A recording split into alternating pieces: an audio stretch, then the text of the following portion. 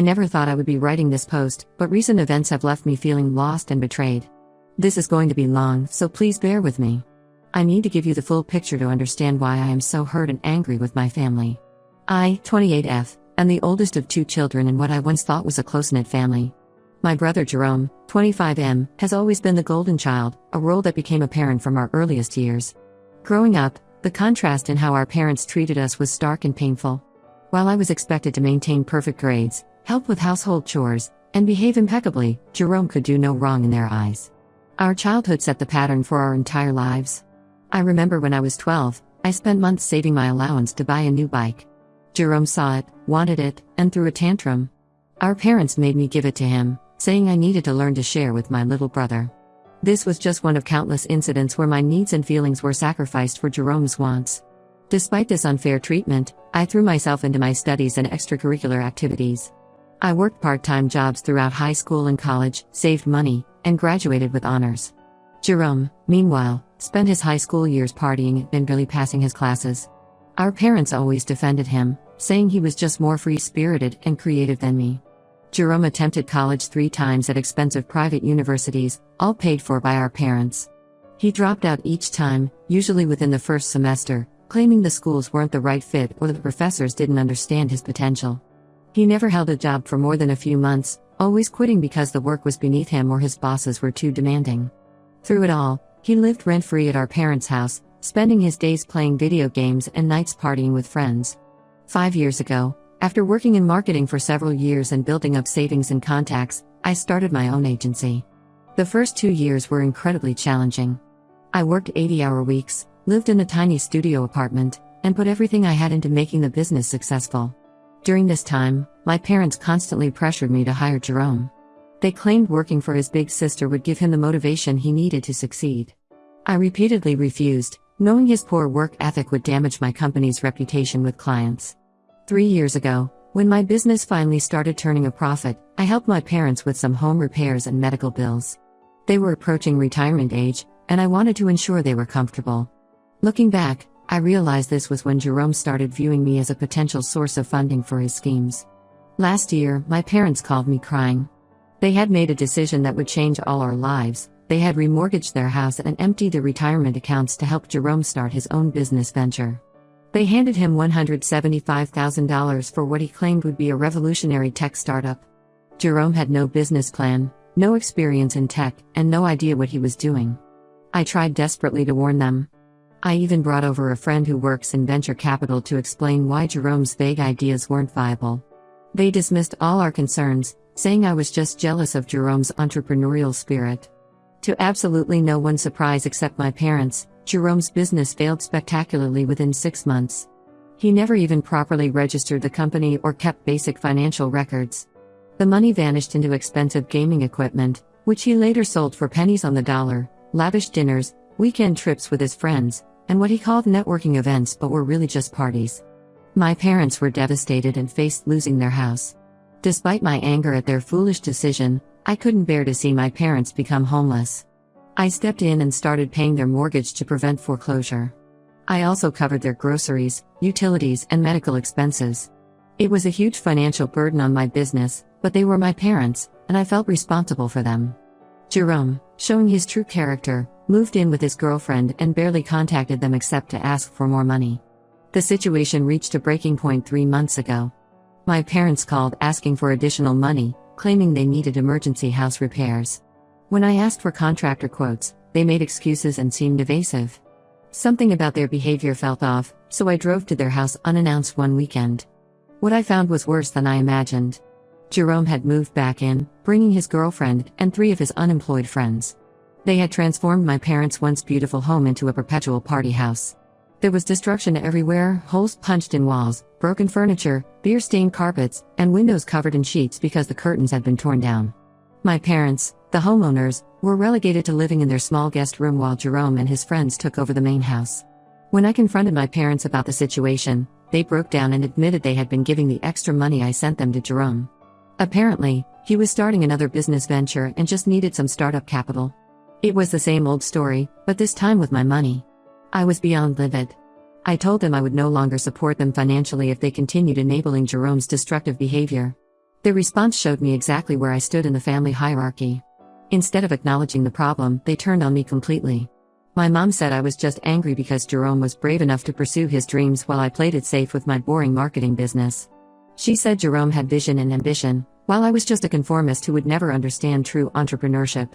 My dad was even worse, calling me selfish and reminding me that family should support each other unconditionally, though apparently, this rule only applied when the support flowed toward Jerome. I gave them an ultimatum: either Jerome and his freeloading friends move out, or I stop paying their bills. They could be loving parents who made a mistake, or they could be Jerome's enablers, but they couldn't be both anymore. They chose Jerome without hesitation. My mom said I was heartless for trying to kick out my own brother when he was working so hard on his business plans. My dad called me a terrible daughter for abandoning them in their time of need. So I did what I should have done years ago: I cut them off completely. I blocked their numbers and stopped paying their bills. My extended family is divided on the issue. Some understand my position and agree that my parents' enabling has to stop. Others think I'm cruel for not helping my parents in their old age, saying I'm punishing them just because I'm jealous of the attention Jerome receives. But I refuse to keep enabling this toxic family dynamic. I won't set myself on fire to keep them warm while they pour gasoline on the flames. Update 1. First, I want to thank everyone who commented on my original post. Your support and validation helped me stay strong during what turned out to be an even more difficult situation than I originally described. A lot has happened in the past 2 weeks, and I need to share these developments. The day after I posted, my aunt, mom's sister, called me. We were never particularly close, so I was surprised to hear from her. She revealed something that made my blood run cold: Jerome had been systematically spreading horrible lies about me to our entire extended family for months. He created an elaborate story about how I had allegedly stolen money from our parents' business accounts years ago, which was why they needed his help now.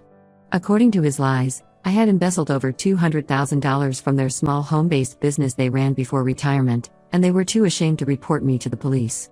Jerome went even further, claiming my current success was built entirely on stolen money. He told everyone that my marketing agency was failing, and I was trying to force them to kick him out so I could sell their house and keep the money before my business collapsed.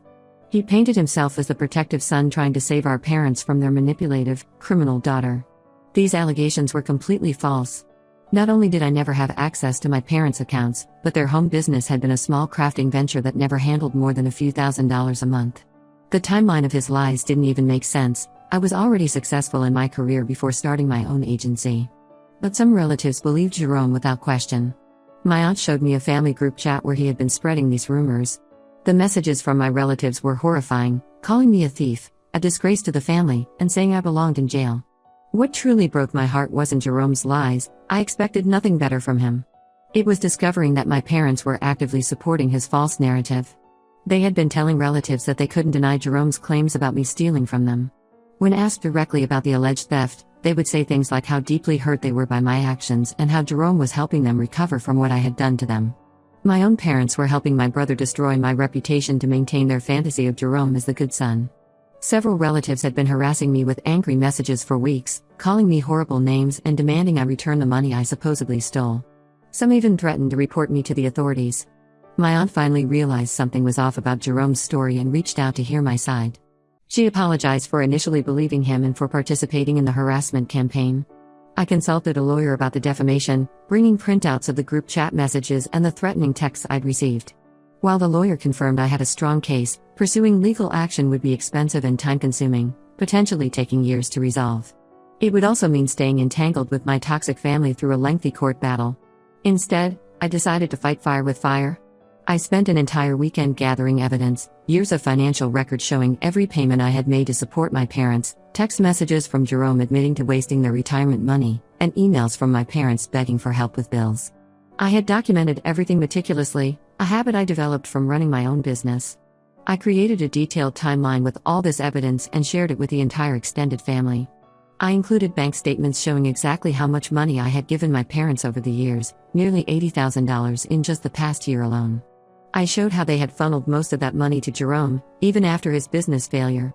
I added recent photos of the damage Jerome and his friends had done to the house, including dated pictures showing the decline of the property since they moved in. The response was immediate and overwhelming.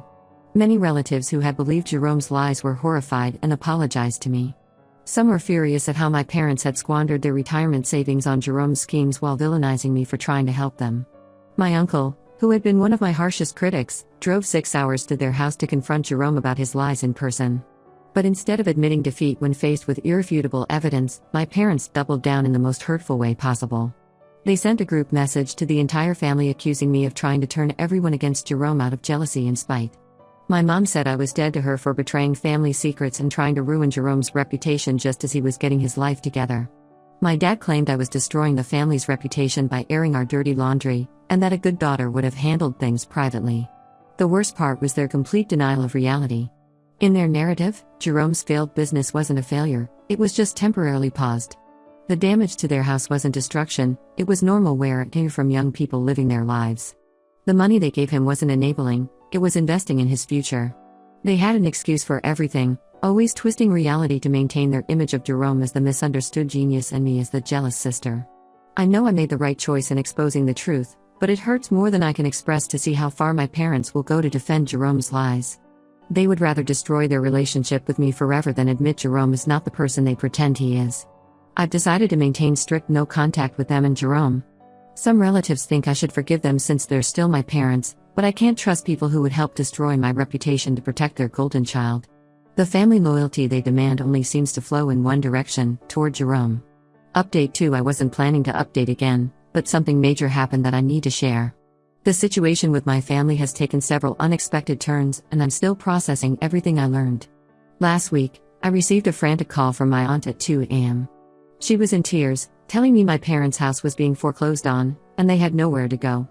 Apparently, Jerome and his friends had disappeared weeks ago after a huge fight, leaving behind catastrophic damage to the property. The neighbors had been complaining about constant noise and suspicious activities, and the police had been called multiple times. When the bank inspector came to assess the property, they found extensive damage beyond what I had seen in my last visit. Jerome and his friends had apparently tried to set up some kind of cryptocurrency mining operation in the basement, causing dangerous electrical issues. They had knocked down several walls without permits, claiming they were renovating to create an office space. There was black mold growing in multiple rooms from water damage they had never reported. The house was essentially uninhabitable. My aunt begged me to help them one last time. She said my parents had finally hit rock bottom and realized their mistakes. According to her, they had been asking about me constantly, expressing deep regret for choosing Jerome over me. They wanted to apologize and make amends. Against my better judgment, and after much persuasion from my aunt, I agreed to meet them at a neutral location, her house. When I arrived, I barely recognized my parents. My mom had lost a concerning amount of weight, and my dad looked like he had aged a decade. They both broke down crying as soon as they saw me. Through their tears, they finally admitted to everything. Jerome had been manipulating them for years in ways I hadn't even known about.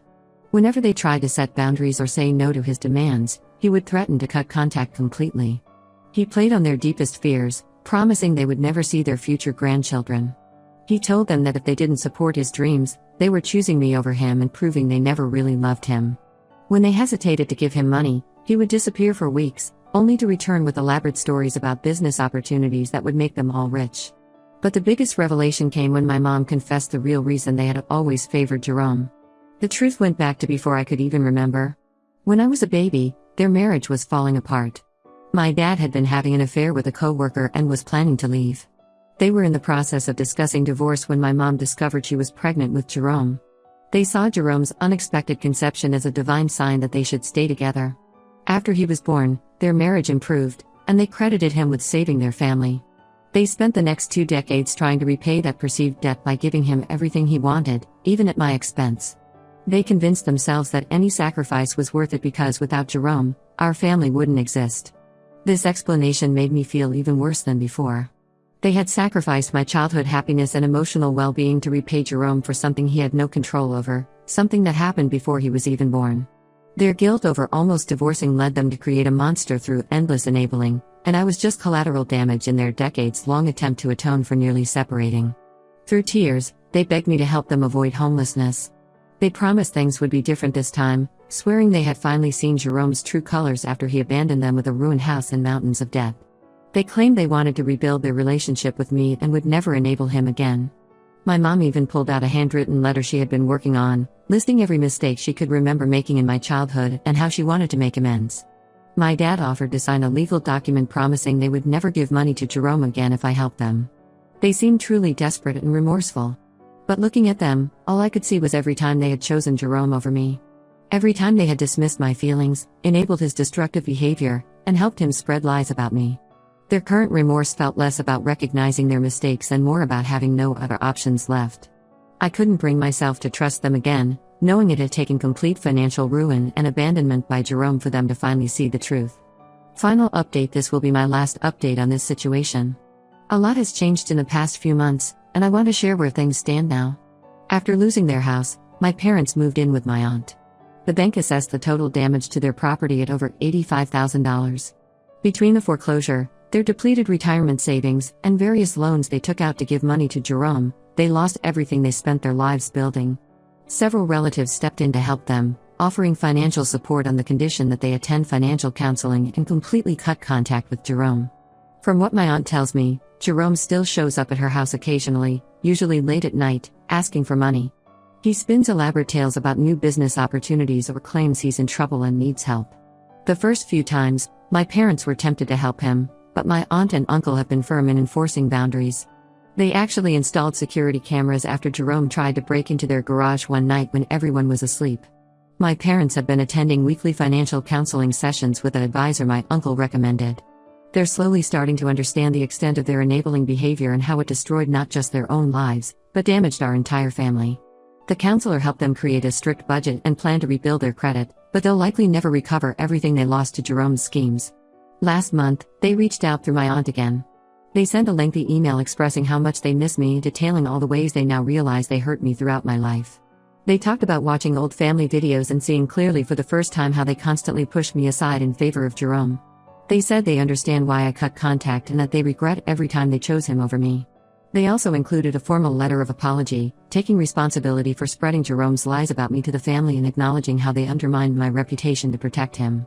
They admitted that they only finally saw the truth when they had nothing left for him to take. The letter ended with a request to slowly rebuild our relationship, suggesting we could start with occasional emails or short phone calls. But I'm not interested in reconciliation. While I appreciate that they're finally acknowledging their mistakes, it doesn't erase the decades of damage they caused. Every time I consider giving them another chance, I remember how they supported Jerome's lies about me stealing from them. I remember how they dismissed my warnings about his behavior and accused me of jealousy. I remember how they only reached out after he had taken everything they had to give. My life has actually improved significantly since cutting contact with my family. My business is thriving, we just landed our biggest client yet, and I'm planning to open a second office. I've developed stronger relationships with friends who genuinely care about me and support my decisions. I've even started dating someone who comes from a healthy, functional family and helps me understand what normal family relationships should look like. Some relatives still pressure me to forgive my parents, saying they're old and have learned their lesson. They argue that family should stick together no matter what.